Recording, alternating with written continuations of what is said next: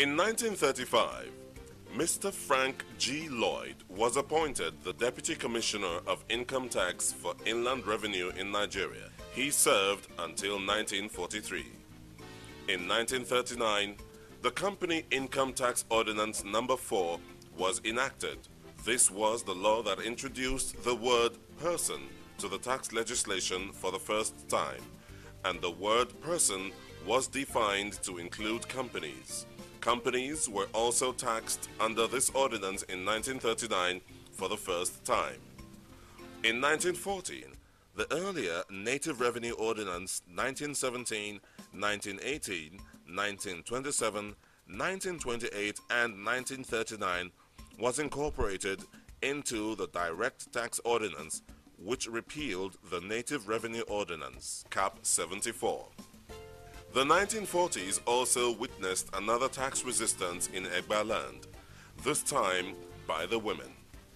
The Egba women, under the leadership of Mrs. Fumilayo Ransom Kuti, rose up in arms against the Alake of Egba land for his decision to impose tax on women. Mrs. Kuti was the leader of the women group in Abeokuta.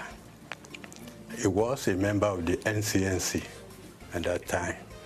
And being a politician, you know, his activities will be so pronounced.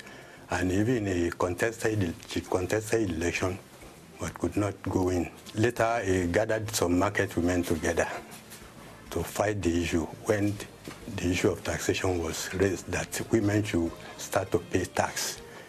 So they started the riot.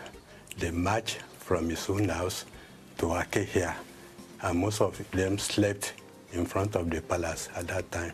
But when the situation was unbearable, then the Ogoni chiefs and all others decided that Alake should leave the city for the women at that time. And that was in 1947.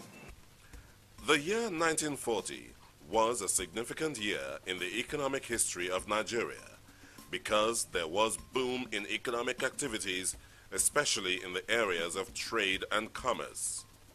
The Colonial Office, in response to this development, appointed and commissioned Mr. J.C. Mundy, an experienced tax administrator, to draft the reversed tax legislation based on the tax model ordinance supplied by the Colonial Office, London. The then Governor of Nigeria, Sir Arthur Richards, later Lord Milverton, appointed a committee of Legislative Council to deliberate on the Mundy Income Tax Report. The approval of the Mundy Income by the Committee of Legislation Council paved the way for the eventual birth of the Inland Revenue Service. As a follow-up, Mr. Walter B. Dare was appointed the first Commissioner of Income Tax for West Africa. He was assisted in the colonies by deputy commissioners, and here in Nigeria, Frank B. Lloyd became the Deputy Commissioner of Income Tax. He served until 1943. Mr. W.A.B. Carter of the United Kingdom Inland Revenue was posted to Nigeria as the first Commissioner of Income Tax. The first income tax year in Nigeria was April 1, 1943 to March 31, 1944. In 1957, the federal government set up the Raceman Fiscal Commission, headed by Sir Jeremy Raceman, with Professor R.C. Tress as member. This two-man committee was to review the Arthur Richards Committee of Legislative Council report. They submitted their report in 1958. With the discovery of oil in Oloibiri in 1956 came the Petroleum Ordinance Number 15 of 1958 that brought the petroleum sector into the tax net for the first time.